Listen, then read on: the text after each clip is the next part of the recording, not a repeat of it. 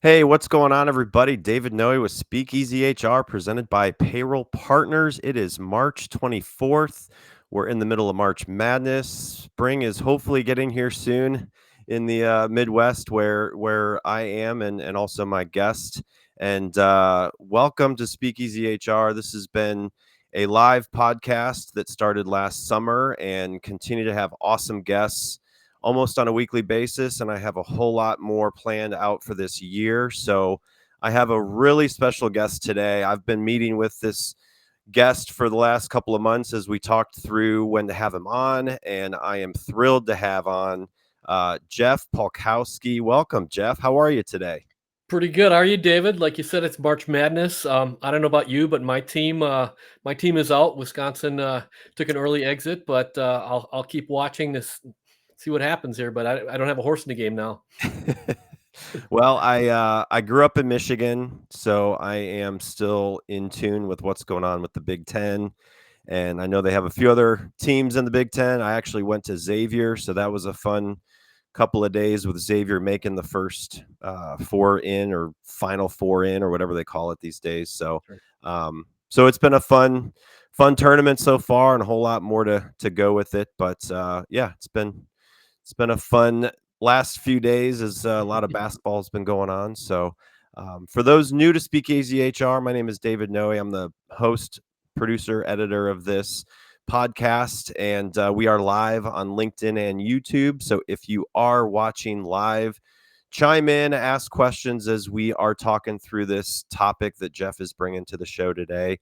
And new week word of the week blog is out, so this week's word is balance. So if you want to check that out, go to speakeasyhr.com and check that out, and you can subscribe to get every week's blog and kind of apply it to your day-to-day work and life. So hopefully that can help you. So again, the chat is open. We have some stuff to get to before we get to the topic. But Jeff, if you want to just kind of tell me about what you're involved in right now. I know you're doing a couple of different things. You're still volunteering with Disrupt HR and SHRM Foundation. So for people that don't know you, if you want to just kind of explain your background and kind of what you're into these days with HR. Sure. Well, I've been in HR a little over 20 years, and actually, I've actually I guess I'll call it a semi-retirement. I'm starting my next chapter, actually. I spent the last 19 years in public sector HR for the state of Wisconsin and the University of Wisconsin-Madison. And my official retirement date was just 22 days ago. So ask me how I'm enjoying it. It's hard to tell. It's still an adjustment. But although I don't have the day-to-day HR, as you pointed out, I'm finding I'm actually more active than ever in HR, it seems like, Yeah. just through a number of volunteer opportunities. I'm currently serving as a state director for Wisconsin State Council SHRM. And we're a pretty large state council. We have 18 chapters. So it's keeping me very busy, in my third month in that role. I'm on the board of Disrupt HR Madison, and that's something new to me. I actually did my first Disrupt HR stage appearance last fall, and they decided to bring me on board. And Awesome. we have an event coming up actually in April 30th here in Madison. Okay. And although I won't be speaking this time, it's kind of fun to be behind the scenes and kind of organize that. So that's keeping me busy. As you mentioned, at SHRM keeps me very busy, both at the state level and at the national level. I'm doing some work with the SHRM Foundation, and I'm helping them better connect with our councils and chapters across the country. If you're not aware, SHRM Foundation has a lot of resources, scholarships, grants, a lot of things that they do for the HR community, and it's just a great way for me to give back and help them get the word out and help them to raise funds. And then the last thing, which I'm not officially involved in, but I'm a huge advocate for, and it's actually um, based out of Ohio, is the HR conference cruise. I'm not sure if you're familiar with that, but our state, along with Indiana and Michigan, have partnered on the HR conference cruise, which just came back on about a month ago. And to briefly explain what that is, it's basically a 5-day cruise where we combine it with an HR conference. We actually use our conference facilities, bring speakers on board, and it's just it's been a unique opportunity. So I've been probably I think their unofficial evangelist for it. I'm really a big proponent of it. I think it's a great experience, and really kind of falls right into kind of what we're talking about today. Because what better way to get connected with people than to spend 5 days with them on a cruise ship? So Right. Absolutely. yeah, so it's been a busy. It's only March 24th, like you said, but it's been a busy year already, and I'm just looking forward to see what else is coming up. A lot of conferences coming up. I'm doing chapter visits, so yeah, I'm busier than ever right now. Yeah, I can't believe it's already March, and it's actually my wedding anniversary today. So happy anniversary to my wife, Stephanie. Well, happy Uh, anniversary. What it's number is this? we actually got remarried 2 years ago, so it's our second anniversary. I feel like it's been a lot longer than that, but Wow, yeah, congrats. it's been an awesome ride. So got a couple folks in here checking us out. Bethany, congratulations on your retirement. Sounds like you are keeping busy. So we've got Bethany and our friend Nicole. She is in here. So hi, Hi, Nicole. Nicole. Thanks for joining. So yeah, we are live on LinkedIn and YouTube. So if you are watching, chime in where you're watching or any comments, questions along the way. So before we get to the topic, we have a couple things still to get through, Jeff. World famous envelope icebreaker game is Yes. next. So I hope you have a number 1 through 15. So as this plays, think of a number 1 through 15, and we'll get to it here.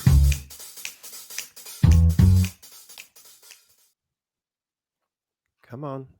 There we go. All right, let's go with number 6. Number 6. All right. Number 6, we've got. Here's number 6 for you. All So right. I'm not cheating. And it is, what is the top place to go on your bucket list? This may sound boring, but my top places, and there's 2 of them, are Kansas and Wyoming, and you're going to ask why. I've visited 48 states. Those are the last 2 that I need, and I'm looking to get to both Kansas and Wyoming this year. So Kansas and Wyoming. Okay. that is my current bucket list. Okay. Kansas and Wyoming. Very cool. All right. All right. One more other than 6. What's your other number? How about 7? 7. All right. Number 7. Uh-oh. Okay. When you were in grade school, what did you want to be when you grew up? Definitely wasn't HR. Actually, in grade school, I wanted to be a meteorologist. I enjoyed, like, I remember just watching the weather person on Yeah. TV when I was young, and I wanted to do that probably until maybe junior high or so. Then I realized how Okay. much math and science was involved. I'm like, no, maybe we'll do something else. But yeah, that's what I wanted to be when I was growing up for probably all through grade school. Yeah. Yeah. Well, I mean, they can be wrong all the time and they still That's probably true. have a job. And I don't know how many people can actually say that other than a meteorologist, but that's okay. Um, well, good. No, I appreciate you playing the world famous envelope icebreaker game. So, just a couple of words from our sponsor, payroll partners, and then we're going to get into it, Jeff. And I'm really excited to get into this topic that you brought to us here. So, one second, let me play this real quick, and then we are going to jump into it here. Finding a new employee takes time and money. For one position on a single job board, you could easily spend a minimum of $5 to $10 a day advertising a job post. It's worth noting that the average time it takes to hire a new employee is 36 days. However, it can take longer than that. You could find yourself paying hundreds of dollars a month for a single job board. And if you're using multiple job boards for multiple positions, this could add up to thousands of dollars a month. There is a much simpler and more affordable way of finding the right candidate. At Payroll Partners, we offer an applicant tracking system to help manage your hiring process. Our ATS is customizable, allowing you to decide which days you want to run the job and when to close it so you don't break the bank. And this feature lets you e-blast your network, posting jobs on multiple boards at once, all managed in one location. Payroll Partners, elevating your payroll and HR experience.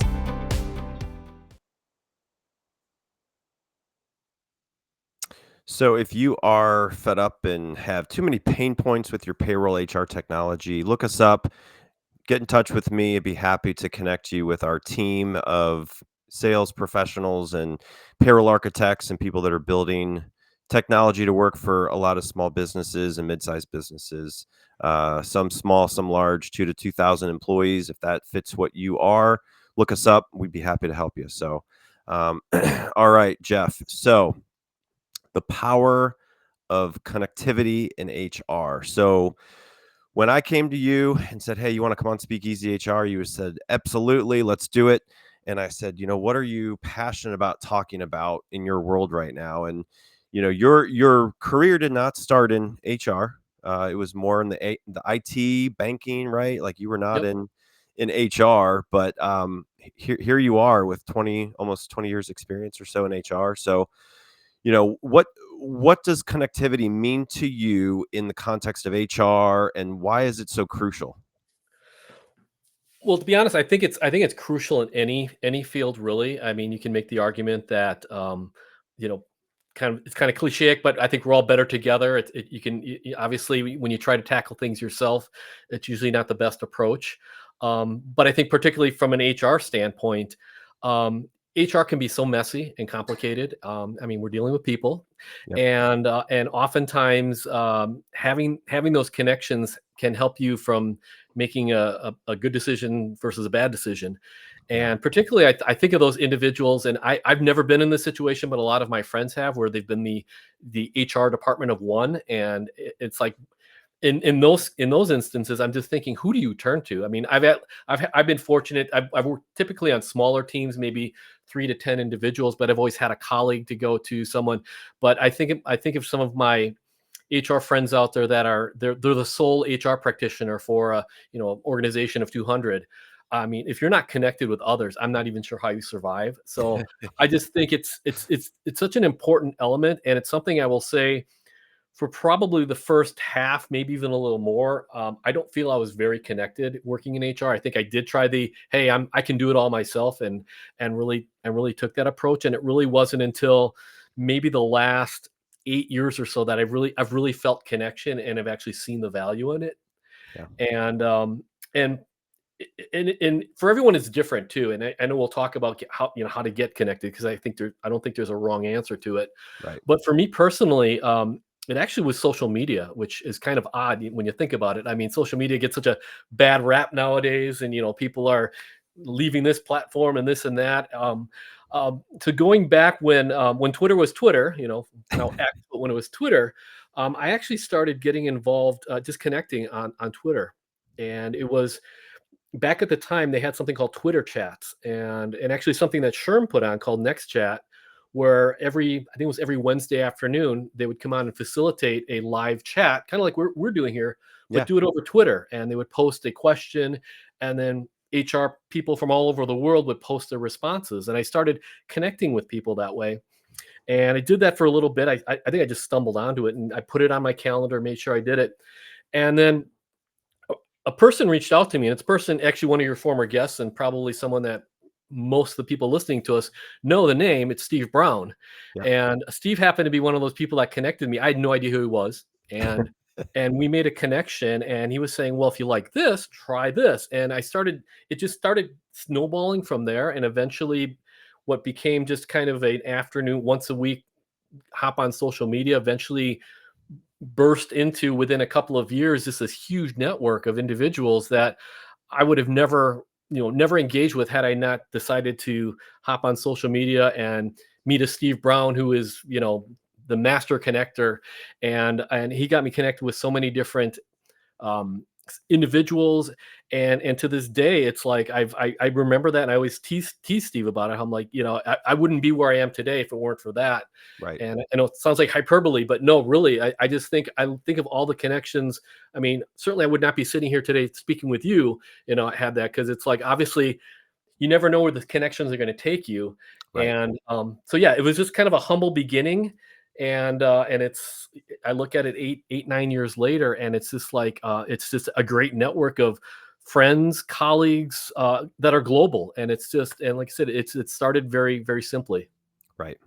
I remember when I was at lunch and someone mentioned LinkedIn, and they said, "Do you have a LinkedIn profile?" It was my first job in HR. I was doing benefits and learning the world of health insurance, and they're like, "You need to get on LinkedIn." And I'm like, okay. And this was probably 2007, maybe 2008, Okay. and I feel like all the other social media accounts or platforms out there have evolved. LinkedIn has evolved, but I think it's still going to be the one from a professional standpoint that's still going to be probably one of the more utilized from having connections and seeing who you're connected to. Because when I look up people and it says you have 84 mutual connections, I'm like, oh wow, like we have a lot of people that we're connected to somehow. So it's always interesting to see that from a HR professional level. So no, that's Yeah, I think we're at the point today where LinkedIn. I actually had a conversation about this the other day with someone. They said, you meet someone, you go to LinkedIn, and you don't find them. You start like the bells start going off. Like, wait a minute, this person doesn't have a LinkedIn profile, and you work in right, HR. You start to question that nowadays. right, Whereas, you sound like you're an early adopter. I actually, I joke about this. With Jennifer McClure, because she's obviously LinkedIn, and she was one of the first ones. And I think I came in a few months after her back in 2004. I was like it's like you can find out what number yep, you are within LinkedIn. And I think Jennifer showed that. yeah, And it's like, I have a very low number. So something I'm proud of, but again, I didn't use it for years, yeah, because back in the day, it was like, well, you only went to LinkedIn when you were looking for a job, yeah, and then you update your profile. But nowadays, yeah, I mean, LinkedIn is definitely one of my go-to platforms on a daily basis. And, you can make so many connections there and see what people are up to. And it's, but yeah, it is, I would say it's the primary, but certainly I spend a lot of time in X, Facebook, Instagram. I mean, yeah, they all they all have their own purpose. yeah, absolutely. So how has your professional network helped you and in your jobs to be more effective in HR? Well, I would say from a tactical standpoint, as I mentioned, perfect example is you run into something, and this happens a lot in HR. You run into an issue, and you think, "Oh my God, this has never happened to anyone else." Well, I reach out to or I think about who can I reach out to. So there have been countless times that I've run into challenging issues, whether it's employee relations or complicated medical leave. I mean, you pick the topic, and sure, you can always go to Google. You can go to the SHRM resources. But typically what I'll do is I'll think about, well, who's an expert in this field, and then just start messaging people. And that's Yeah, usually, I found the best way to kind of get answers. So from a tactical standpoint, it's again helped me on a daily basis. But overall, it's opened so many doors, made so many connections. I mean, I just think about all of the things that I've been able to do, and you had me go through some of the activities that I mentioned early on, whether it's SHRM, Disrupt HR, HR conference cruise, probably some other things that I can't even think of off the top of my head, but all of those are the result of being connected with someone, and that network. right. Um, even the fact that we're speaking here today, someone had seen that, oh, I saw you're going to be on this podcast, Speakeasy HR, and they're like, how did you apply for that? And I said no. It's just like, I said, I didn't know who David was, but somehow we had a connection. And when I've done this in other times, it's usually it's a friend of a friend who heard something that you're passionate about this. And so yeah, I think it's the person, my professional network has really given me opportunities. And what I've tried to do then is give back as much as I can through those opportunities, like what we're doing today. Yeah. Yeah. And I think with, organizations like SHRM, especially local SHRM chapters, you've got the power of having a human connection when people are going to different events and you have like-minded HR professionals in the room together, or state SHRM conferences or your crews. So like there's the virtual connection with LinkedIn and your other platforms, but then it's like getting down and sitting and spending time with people, that have like-minded, uh, roles in HR and things that they really can connect together. I mean, and there's other industries like that. When you think of like a teacher or a, accountant or somebody that, is dealing with some kind of project. But when it comes to like HR and dealing with people and how to manage people and how to, handle employee relation issues, it's like you really, when you're able to sit down with someone and actually talk to them face to face, or through a phone call. You find that, like you said, you find those people that you can lean to when you have problems. Cause like, there's certain HR folks that like, even me in my role, like there have been times where I'm like, I've never had this happen before. I'm sure someone I know has had that happen. So it's definitely important to have that from a personal brand standpoint, like having the right, having the right network to go to, and knowing who to go to is really going to benefit somebody in their career for sure. Well, and to your point, I know I've been talking mostly about social media, online things, but so many of them do become face to face then. And I'll give you a perfect example. So I attended my first SHRM annual conference a number of years ago. And by nature, I'm an introvert. So I would go to the conference. I would go to my session. I would sit there. I would, get your box lunch, eat in the corner. And I'm still that person. But what I did was after my first conference, I connected with so many people online that when I arrived there, I like literally had 30 people that I already knew because we had met online, and then it was so much easier to then make that personal one-on-one connection with Yeah. people that you already have something in common. You've connected, you've chatted online, and now when I go to a conference, I hardly get to any sessions because there's so many people. Again, that network has become so broad of people either that I can't wait to see again because I've seen them before, or I'm Yep. meeting them for the first time in person Yep. because we've connected. So it just every year it just tends to grow and grow and grow, and again it's so fulfilling just to go to these in-person events because again it's normally I'm going to be connecting with somebody, and many times it's meeting someone for the first time in person. That's it's really exciting. Right. Well, and you've been on the SHRM Foundation. You've been involved with that. You've been involved with the annual conference expo influencer group, right? So you have to be doing something that stands out from other people to be a part of that group. So how did that all happen? Like, was it something that you obviously got connected to the right person and talked to them and they said, "Hey, Jeff, I think you should be a part of this"?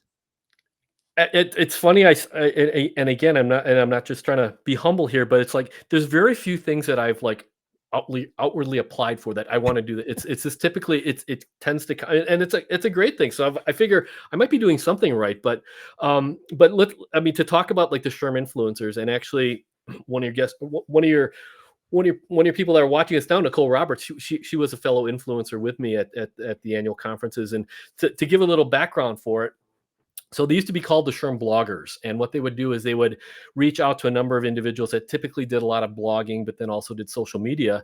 Yeah. And before I went to my first SHRM annual conference, I stumbled onto it and I said, I'm going to start following these people because they had their LinkedIn handles, their Twitter. So that's how I started to make some initial connections. And then I started following them and then kind of retweeting and kind of engaging. Well, I started doing it so much to the point that the following year, SHRM reached out and said, "Oh, you're really active on social media. Would Yeah. you like to be a guest of ours? Come and basically do the same thing." And I'm like, "Sure, I will." And have had the opportunity to do that for the last 5-6 conferences. Yeah. And all I really have to do is just share the conference from my experience. So it's really, leading up to the conference is talking about the various speakers and engagement, connecting. Again, there's a connection again, connecting people with others, because like I said, learning from my experiences, going to a conference by yourself, it's so much more meaningful if you can connect with people. So a Right. lot of what I've done is, as a SHRM influencer, is connect others together. So then when they arrive at the conference, they're having a great experience. So yeah, so it's been being a part of that. It was just, and you hit on it, and it's something again that Jennifer McClure talks about a lot, is personal brand. And I guess I really never gave it a lot of thought, but I guess I do have a brand based on kind of the exposure that I have on social media and the things that I post. I try to be very positive, try to Yeah. connect others, try to give back. Yeah. And I think that's what's helped to open some doors to, things like Speakeasy HR and other opportunities. Yeah. So yeah, I think that's just part of it. Just kind of and I think the one thing I've learned too is you have to really be your authentic self as well. I mean, people can see through you if you're. There are people out there that like to be self promoters and get out there and put things, and like I don't consider myself that, even though some have accused me of that. Like I said, I try to be genuine, and whatever you see as far as like any passion or excitement, it's real, and I'm Yeah. putting it out there. And Yeah. again, I think you have to be genuine, otherwise people are going to see right through it. Yeah.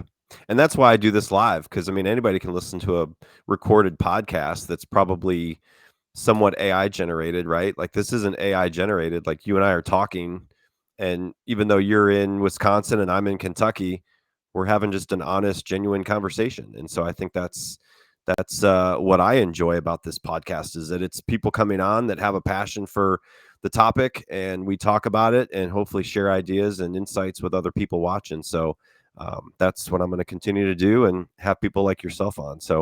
Um, so what advice or strategies would you offer someone looking to help build their professional network? Well, I think the number one thing because when people see what I do, and I get this even more so now that I'm, quote unquote retired, it's like, oh, well, you have too much, you have a lot of time. I don't have the time to do that. And I used to hear that a lot, even when I was, working 40, 50, 60 hours a week. I'm like, I still made time for it. I guess that's my number one advice is it's not going to happen unless you make it a priority. So really, I think networking, connecting, it needs to be intentional. It needs to be purposeful.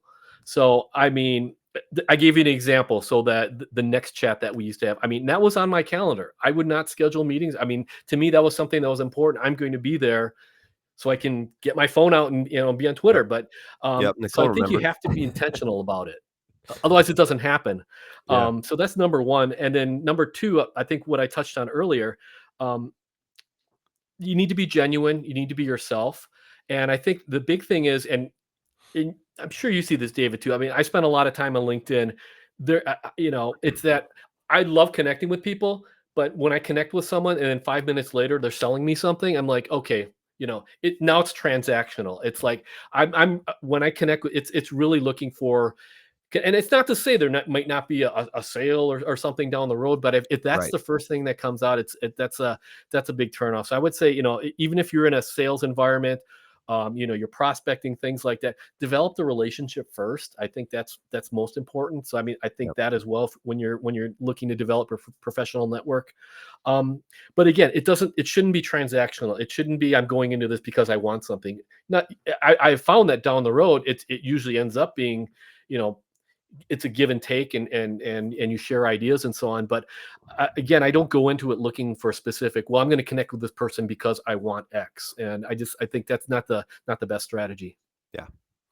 Yeah. I have not gone to a lot of SHRM conferences. I will be honest. I haven't gone to many, partially because I, I I go to a lot of things throughout the year locally to get CE credits to keep up with my certification. So going to a state level conference has become now part of my job. And I did go to the Kentucky SHRM last year and saw Steve Brown be a keynote speaker, and talked to him and several other people that were there. And we had a booth for the company with Peril Partners, and so we got to connect with a lot of HR people. But I think it, like you said, if you go to those events and you have an agenda to connect with people and attend the different breakout sessions and stuff, everybody goes into it obviously with the intent of getting CE credits, I think, and being able to Sure. connect with people, like you said, that have been maybe a virtual connection, and now they get to meet them in person and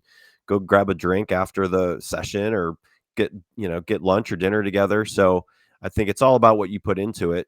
And if you're just going and you don't talk to anybody, but I guess if someone is watching and maybe they're not a regular attendee of a state conference or a local HR conference, is there something that you would suggest as some advice for someone to just maybe get out of their comfort bubble and maybe try to do something, for themselves, to try to get more connected on a local level? Yeah, well, I think I think starting at the local level is both the easiest. it's not threatening, I guess would be the best way Yeah. to put it. Typically, if you're joining a local chapter, you already have some sense of connection. If not geographically, you may know some of the same people. I started off I started off at the chapter level as most people do if you're involved with SHRM, Yeah. and yeah, that it was like just it's usually much smaller. It's less of a like I said, less of a challenging environment, particularly if you're not a huge extrovert. And I think that's a good way to get started, to kind of dip your toe in the water. Yeah. Then the state conferences. Yeah, each state typically does some type of annual conference, and they're a little larger then. So, like for example, here in Wisconsin, our state conference, we have about 12 to 1,300 people, and it's one of the larger conferences in the country, Yeah. and it can be overwhelming in those instances. Yeah, it's typically I would typically recommend it if you're able to go with a colleague, maybe at another company or with your own company. That can help to have a buddy to do that, to show you around. Definitely connect ahead of time. I don't go to any conference now without looking for trying to connect with people ahead of time. And I think that's another piece of advice. Yeah. Now, when you get to the SHRM annual conference, and I don't know if that's been on your list yet, but that's a whole different animal. I mean, now you're talking about 25,000 people. And I will say, as an introvert, I get thoroughly exhausted. I mean, it's a total different experience. And it's really more about the experience, because it's, like I said, it's so large, um, and I get totally different things from the annual conference versus a state conference versus a local Yeah. event. So Yeah. I think it's all very scalable. Yeah. You'll get something in each one. It's just if you're looking for more of that one-on-one connection, definitely the local is going to be probably more productive. When you get to the larger conferences, I'm on for it, and then it's like literally I have to go to my hotel room and turn the lights off and and recharge, because it can be such an overwhelming. I mean, it's like physically exhausting, Right. at least for me. Yeah. But I wouldn't trade it for the world, because it's something I look forward to every year. Yeah. Yeah, I definitely felt that just going to the state level, just the 2 days we were there. I wasn't even there for the whole thing, and it was a lot. It was a lot of fun, a lot of, great experience. So, um, you know, I think we've already touched on this, but, when you're trying to find time during a busy work day or work week and maintaining those connections or trying to build the connections, let's say on LinkedIn, is there something that you try to do on a consistent basis? Is it try to connect to more people that you have mutual connections with, or as you go to events? Because I have found, like, when I go to an event, some people will put up their, like, scan their QR codes to Yep. connect, but, like, I always look at who the guest speakers, the different people, and I during their, maybe it's probably not the best thing to do, but, like, while they're talking, like, I bring them up on LinkedIn and I'll find them and I'll connect them and I'll say, awesome conversation today. I really enjoyed it. Hopefully we can connect. And so, like, I try to do it in the moment, and so I don't forget. But, is there something that you try to do on a consistent basis to keep it kind of your day-to-day priority?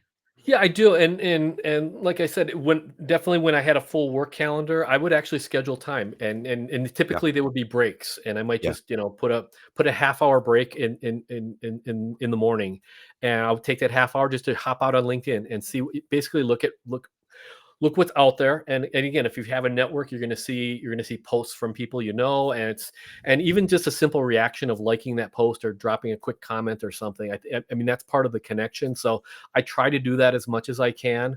I probably spend a lot more time reading and reacting than posting my own. I post maybe a few times a week things, Yeah. and I try to I think a big thing to do is reshare as well. So you might have friends that are posting a job at their company, and help them with it, repost it to your network, do things like that. Oh, I yeah. think I just think there's very simple things that you can do that don't take a lot of time, that have a big impact, and a bigger impact than you even realize. Right. The one thing about LinkedIn, though, and I know I wanted to share this because a lot of people are really focused on numbers and like, oh, I've got 50,000 connections. I mean, as I told you, I've been on LinkedIn for 21 years now, and I think I'm right around 4,000. So it's really it's never been about the quantity. It's really been about the quality. And so I don't accept every invitation that I get. I don't randomly send them out. If I do, I think you have to have a note basically to say, here's why I'm connecting. And I'll give you a perfect example. A friend of mine, Eric Kershad out of Chicago, he's a speaker, and he does a session called networking, like networking as an introvert, or networking for introverts. Yeah. And one of the things he talks about LinkedIn, he's like, so if you're going to connect with someone LinkedIn, send them a message, hey, I read your post. I thought it was really engaging. I do something, make some kind of connection that way. Cause he said, just sending a LinkedIn connection and just connecting is the same thing as like going to a conference, walking into the room and throwing your business cards at everybody. Who does that, right? Nobody does that. But on LinkedIn, we're like, oh yeah, I'm just going to connect with all these people and send them connection requests without any context. And I think to be genuine, you need to show, hey, here's why I want to connect with you. And then again, it can normally start off with just a brief comment, maybe a like on a post. And then who knows where it's going to take you. Right. And I've done that for having guests on here. I've reached out to people. I found them on TikTok. I found them on LinkedIn, and I'll be like, "Hey, I love your message about leadership. Or I love your message about this, or your article was great. I feel like that would be an awesome topic to bring onto the podcast. Let us, hopefully we can connect soon." And people will respond, and they'll be like, "Oh, thanks for reading it. Let's connect." So I love that advice, because I don't accept everybody that asks me to connect, especially if I look at it and I have no mutual connections, and it probably is somebody trying to sell me something, which again, that's their strategy, which may or may not work. But yeah, it really, I think if you make it part of your daily, weekly routine, you just never know where that'll take somebody, especially if they're looking to fill a job and you don't know the company too well, but the person that works there, and you feel like you want to help them, and share a job post, like you said. I think that goes a long way. And I've had people reach out to me when we have a job opening, and they're like, "Hey, I got someone in mind." And then I've had the same person get referred to us by multiple people, and it's like, wow, people actually are seeing that. And it might be because they shared the post or whatnot. So, like, especially with people trying to fill jobs and find good people to hire, I think when you trust a connection and they have a mutual reference, or somebody that might be considering a position, I think that's huge. I think that's so important for having that human connection in HR and recruiting, and trying to help people with finding good applicants, for sure. So A lot of what I do on LinkedIn, which it used to be, if you remember way back in the day, I believe this is how LinkedIn was set up originally. In order to connect with somebody, you had to like introduce someone. Back in the day, I remember we're like, and they were really big on like writing recommendations, and that's kind of gone by the wayside. But I yeah, try to use that old school approach now, and I especially do it a lot with students. I work with a lot of students, and it's like, they're interested. I would like to work at company X someday, and I'm like, well, let's see, who do I know there. Oh, I know the HR business partner there. So what I'll do is I'll go in, they're both my connections. I'll go into messaging and say, David, I'd like you to meet Steve. Steve, meet and basically introduce him that way. And then here, you take it from here. And I probably do that like once a week with a student, or maybe someone looking for a job or something. Because again, it's that personal connection. yep, And again, I'm going to do it with people that I actually know. And so that way, it helps the person that I'm connecting, because they're like, oh, well, if Jeff's recommending him, I know Jeff, and it's like, yeah, you're helping that person. And like I said, I mean, I've had situations where people have gotten jobs, people have have made meaningful connections from something just as simple as, and what did that take me? Maybe 2 minutes to write that message, connect them two together, and it's like, and see where it goes. And like I said, I have no control over it at that point. It's like, well, if they choose to connect with the other, great, but I've made the connection.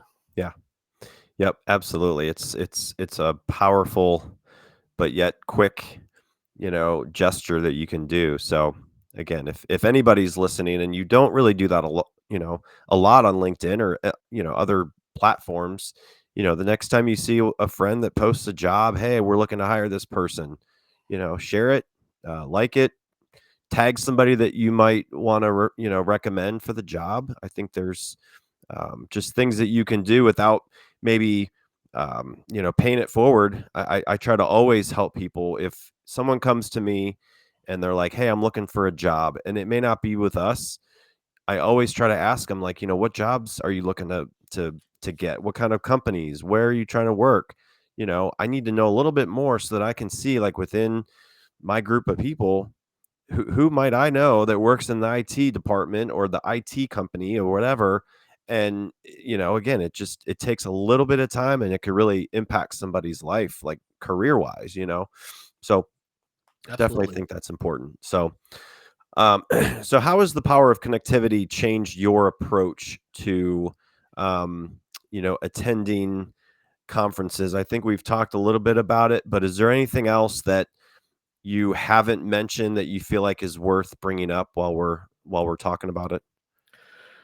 Well, it's like I almost have the opposite problem now where I feel I've got such a great network that people are like, hey, you need to come to this conference, and you only have so much time and so much money, but it's because I love doing it. But Yeah. but for example, this summer I'm attending for the first time the HR Indiana conference in Indianapolis, and I have some friends there, and they're like, Jeff, you have to come. Jeff, you have to come. And finally, I'm like, fine, I'll come. It's like I've heard great things about it. I see a lot of posts. I see things that they do. I'm like, well, I'm going to take the time to experience this here. So I plan to go this summer. I'm excited because their keynote speaker is Gary Sinise. So I can't wait to see Lieutenant Dan. I thought that was pretty cool at an HR conference. But yeah, it's just I think it's really having this network. I learn about a lot of these conferences even by not attending.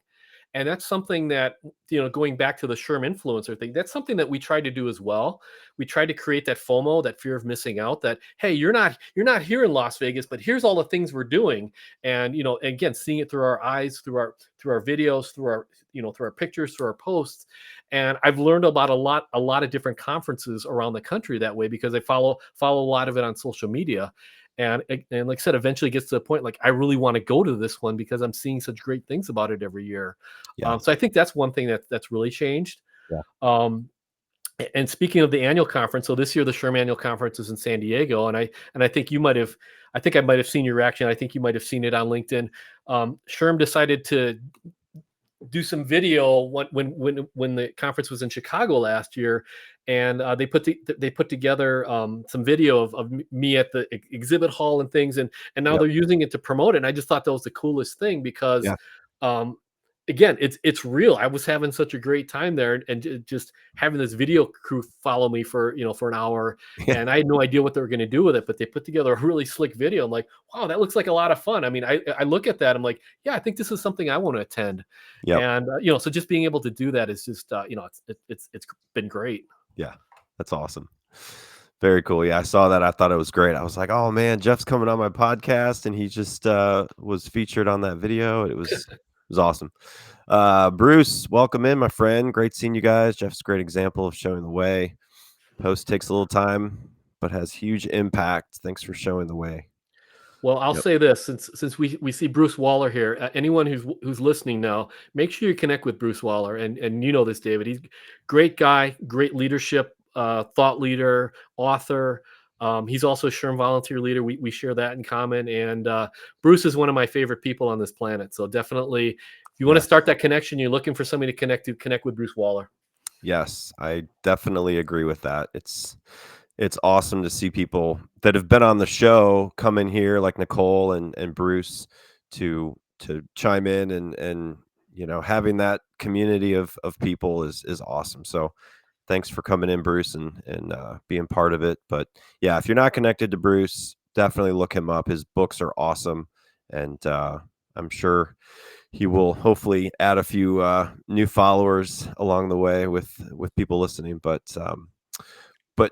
Jeff, I think from an HR industry career perspective, there's been some changes over the last year with some different initiatives changing, and I think there was some disruption there. And maybe people that are new to HR, maybe someone that's been in the industry as a generalist or a recruiter, maybe just starting into their first HR job, or they're really considering a career in HR, and they want to do it as long as you have. And I'm close to your level, not all the way there, but 17, 18 years now.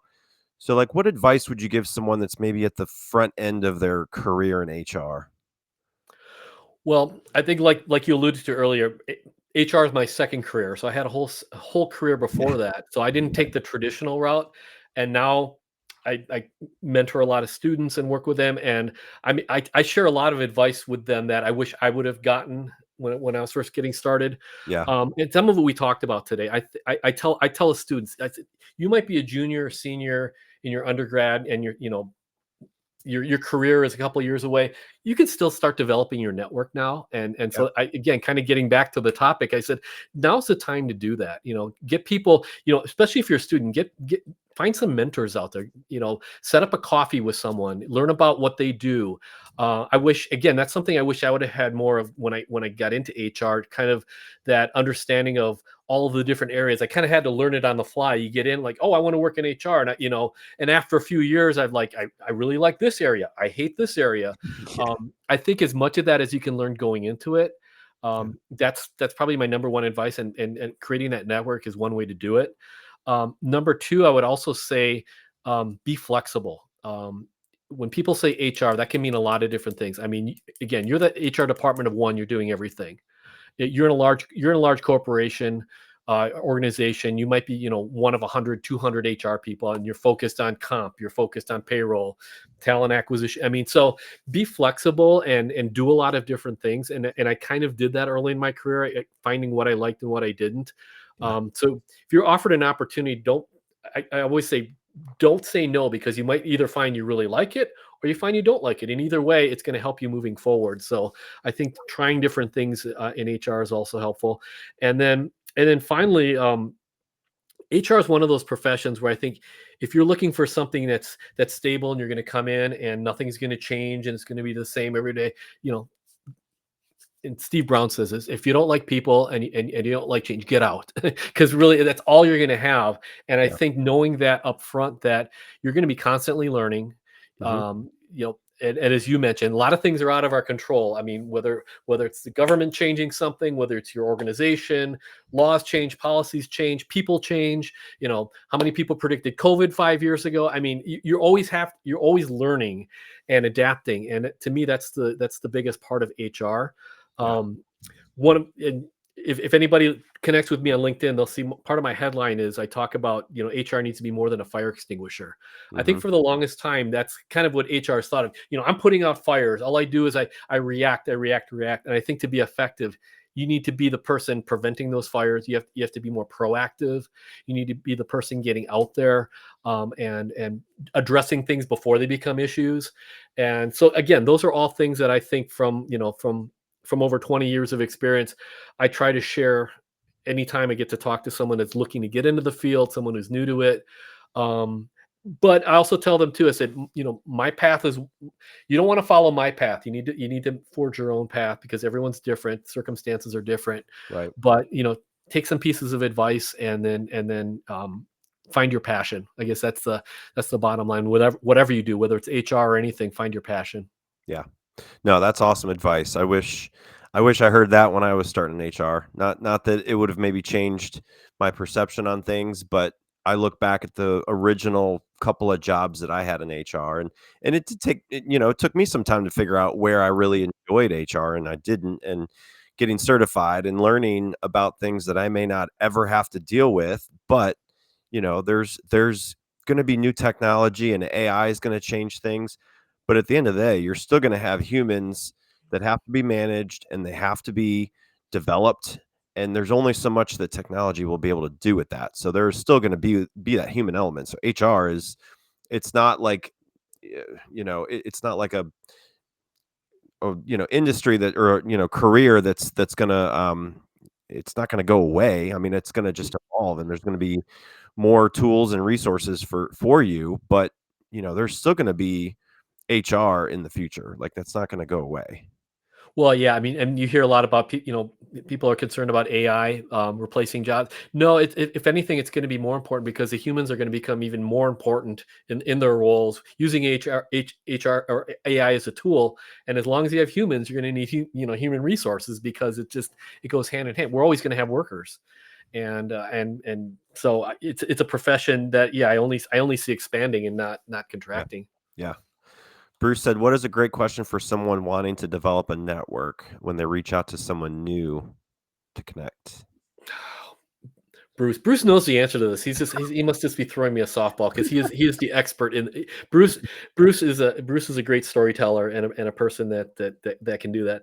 I always say great person is and what I typically do when I connect with someone, obviously I'll usually know something about them, whether looking through the LinkedIn profile or know a little bit about them. The first question I always have is, how can I help you? Because Right. what can I do for you? Because again, it's kind of that reverse of I want something from you. Rather, what can I give you?